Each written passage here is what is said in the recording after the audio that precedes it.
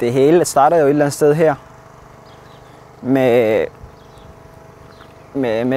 det her med, at jeg skulle starte til atletik og skulle i gang med at løbe. Det var jo ren tilfældighed, ikke? Men man havde et sted, hvor man lærte, at endelig, hvis man skal blive til noget, så skal der altså noget arbejde til, ikke? Og man lærte også at tage ansvar, ikke? Så for min vedkommende, der var det jo selvfølgelig super godt, og at det var nærmest sådan springbræt til den virkelige verden, ikke? Så at man går fra ungdomsliv til noget mere selvstændigt og hvor man kan tage ansvar, ikke? Og skal planlægge, sin dag, ikke? Så da jeg startede i gymnasiet, der havde jeg så, der kunne jeg bruge de ting, jeg lærte her. Ikke bare i bøgerne, men også måden, man skal være over for andre, ikke? Det er også, man lærer her. Her, det er et sted, vi plejer at bruge efter timerne. Det er et sted, man lige kunne slå sig ned efter, efter en lang dag. Hej, Arti. Hallo. Velkommen. Tak. Godt at se dig, mand. Hej, du. Godt at se dig. Velkommen tilbage. Tak. Det er jo vildt, hvad morgenkomgang kan føre til mig. Det er super fedt at være tilbage. Dejligt. Jeg hedder Christian Hougaard Jacobsen. Jeg er forstander på Midtjyllands Efterskole. Vi rekrutterer en meget, meget bred elevflok og gør en dyd ud af, at det vil vi gerne have. Og også i vores medarbejderflok, der er vi en meget, meget bred sammensat gruppe. Hvad var det, du kom fra? Altså, fordi din baggrund er en helt anden end langt de fleste af vores elever, ikke? Ja, og de kan synes, at tilværelsen er hård. Ja, det er nemlig det. Når vi fortæller sådan en historie om at komme fra et helt andet land om måneden og komme hertil på og sådan noget. Og så ind med at lige løbe. Ja, det er nemlig det. Også fordi, at det er ikke fordi en sport, man kan leve af, men jeg kan godt lide det, jeg laver, og jeg mener, at jeg har tid nok til at kunne gøre det, jeg vil, ikke? Det er bare vigtigt for mig at være afklaret, men nu har jeg søgt ind på fysioterapeut, så jeg venter spændt på, at jeg kommer ind. Det bliver også bare en god rollemodelshistorie, ikke? Fordi man behøver sikkert blive europamester eller danmarksmester i maraton. Men det der med bevidstheden om, at man kan mere, end man tror, og man har behov for, at der er nogen omkring en, der støtter op. Det var vigtigt for mig at starte et sted, hvor man fællesskab. Jeg skulle lære, hvad dansk var. Inden jeg kommer til, det var bare sådan, hvor er det svært. Lærer det aldrig. Lærer jeg nogensinde. Bliver jeg til noget, ikke? Altså, det der med at have tvivl nu, ikke? Det var bare, det vendte bare billedet, ikke? Hos os er det også sådan, at alle elever har en kontaktgruppelærer. Eleverne er inddelt i grupper, og så er det sådan, at den gruppelærer, som har en ung med anden etnisk baggrund i sin gruppe, har noget særlig tid til lige præcis den elev. Og det er meget forskelligt, hvordan den tid bliver brugt. For nogen handler det meget om sprog og kultur og vaner og skikke. Hvorfor gør vi, som vi gør? For andre handler det rigtig meget om det sociale. Så har vi dansk som andetsprog, som fylder en del hos os. Vi har en af vores lærere, som er uddannet i det. Nogle gange så forstod eleverne ikke, hvad jeg sagde. Jeg prøvede at fortælle den flere gange, ikke? Men nogen anden forstod den. Altså, du er også en fighter. Altså, jeg synes jo, jeg havde dig i dansk, ikke? Ja, og det var, altså, det var ret svært. Ja, men du kæmpede jo, og det var sindssygt flot at opleve. Hvor du da kom ud med, du gik der til prøver, og du sagde også flere gange, du kan mere end det her, men det er bare, det ligger bare lidt. Altså, der skal bare nogle år til, ikke? Altså, for at lære det, ikke? Altså, det er ligesom, jeg manglede ligesom fra 1. til 6. klasse, ikke? Altså, starter jeg i 7. Nogle gange, så havde man direkte fra timer til noget boldspil, var vi også her, ikke? Altså, ud over timerne, ikke? Sådan, så plejer man at gå direkte fra timerne til det her boldspil. Så nogle gange kunne man faktisk være i gang frem til klokken 5, ikke? Og lidt over 5 en gang imellem. Så, men der er ingen tvivl om, at man lærer en masse, altså, som man ikke får i folkeskole. Fordi det er mere end bare det, du kan få i bøgerne. Altså. Og vi får styr? Ja. Okay. Nu får vi lige besøg af Abdi. Hej alle sammen. Hej. Vi lærer lidt om, hvordan vi overlever de vilde dyr i Sverige. Hvor lang tid er det siden, du gik her? Det er mange år siden. Fra det 7-8 år siden. Da jeg sluttede af her, så begyndte jeg faktisk at småjogge, men siden da har jeg trænet. Løbet siden 2012 har jeg så vundet 14 danske mesterskaber. 3 nordiske og EM-bronze på 10.000 meter, ikke sådan så. Hvor lang tid tager det så at løbe? 5 timer? Nå, maraton? Ja. 2 timer og 14 minutter. Så, men man kan ikke gøre det uden træning. Man er nødt til at træne. Jeg løber 230 km hver uge, så det er ikke bare lige noget, man... Det er ligesom, når I skal forberede jer til eksamen. Hvis I bare ligger på værelset og ikke får noget undervisning, noget viden ind, så består I jo ikke. Altså. Og det gælder hvad som helst. Det er ikke kun for en for sport. Alt. Det er ikke lige, man kommer noget sovende til. Man skal virkelig bruge. Man er nødt til at bruge energi for at skabe energi, ikke? Altså, så må I have en rigtig god tur. Ja.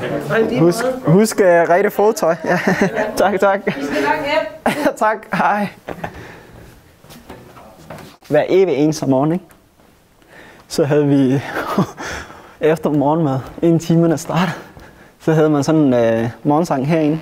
Og så, ja, enten forstanderen eller nogle af lærerne kunne så give noget information og så videre. Vi var nærmest sådan, en kæmpe familie, ikke? Man kunne ikke bare sove længe, ikke? Ligesom man kan blive hjemme fra skole, når man går på folkeskole, ikke? Det kan man ikke her. Altså, det skulle virkelig være, enten skulle man være syg, eller skulle det være et eller andet der forhindrede en. Ja, man ikke mødte op, ikke? Altså, så men de passede på os. Timerne op til, omkring 5 til 6, tror jeg det var, der havde vi en time eller 2, hvor vi skulle lave lektier, og sådan, hvor vi skulle sidde på værelset og lave lektier. Så hvis man havde brug for hjælp, så kom lærerne rundt og hjælpe en. Det gav også bare mere. Sådan, det var nogle ting, som jeg sådan personligt tænkte meget over. Ikke? At de muligheder, der var, det var nogle, jeg ikke havde i folkeskole, så de gav mig noget mere. Jeg var tit herinde. Der var faktisk også fodboldbanen derude. Nu kan jeg sige, at der er løbebånd. Det var der faktisk ikke dengang. Hold da kæft.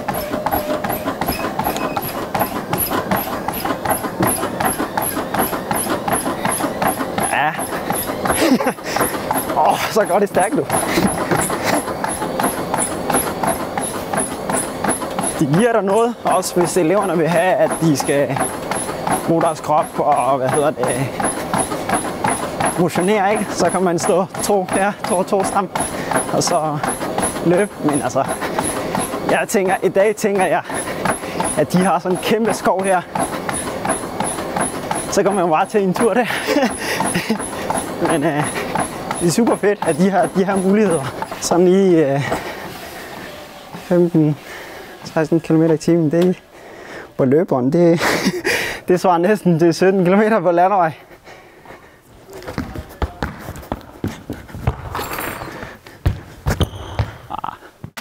Ja. Jeg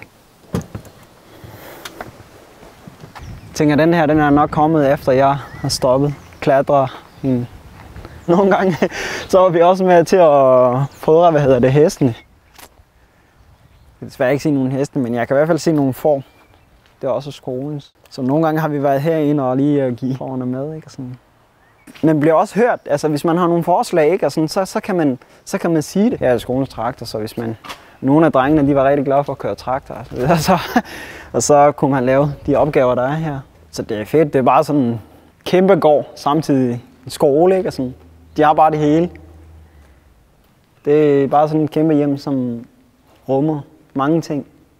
Skolens beliggenhed er også super fedt, også fordi du er bare væk fra alt byliv, ikke? Og det er da også vigtigt at komme lidt væk. De fleste af de unge, der kommer med en etnisk baggrund, de er muslimer.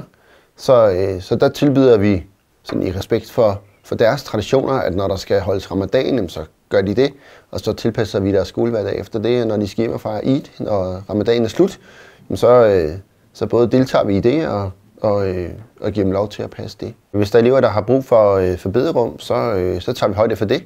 Og så hos os der er det sådan, at drenge og piger de bor på hver deres gange. Det er sådan, at drengene de bor sådan her i den her gang, og så er der trapper op til pigerne. Så det er sådan adskilt. Det er ikke sådan, at man bor med piger og drenge sammen. Man plejer at bo sådan to sammen, ikke? Altså, kan se her. Hvis jeg husker det rigtigt, så tror jeg, vi boede sådan en anden værelse her. Man har en seng og skrivebord, hvor man kan lave lektier, og ja, skab, hvor man kan sætte sit tøj. Så det er ikke luksus, men man har det, man skal bruge. Selvfølgelig var det sådan ret nyt for mig, ikke?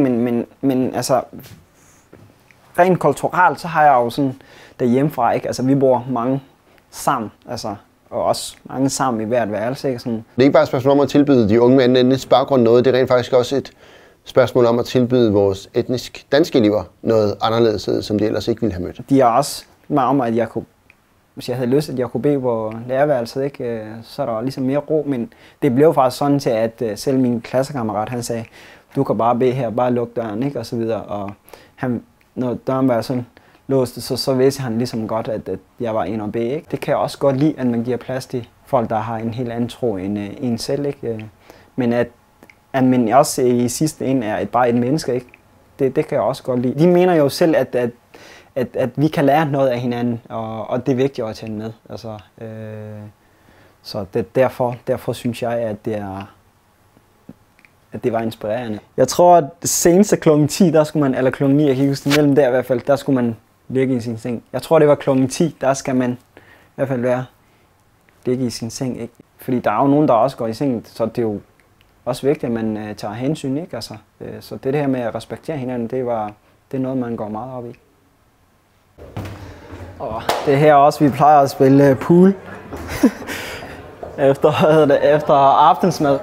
Det hele er jo lige sig selv, så det giver rigtig meget, når de elever så er i køkkenet, for eksempel. Fordi hos os er det sådan, at man er en uge i køkkenet, og vores køkkenpersonale, de er enormt gode til at inddrage de elever, der er i køkkenet, i planlægningen af maden.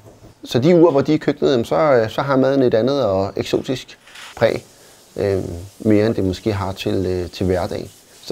Så på mange måder så giver det mangfoldighed og diversitet.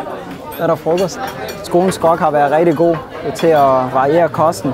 Da jeg gik der, så var der jo selvfølgelig også en måned, hvor jeg skulle holde ramadan, og de var gode til at tage hensyn. Simpelthen min værelsekammerat, han tog aldrig med op på værelset, når jeg holdt ramadan.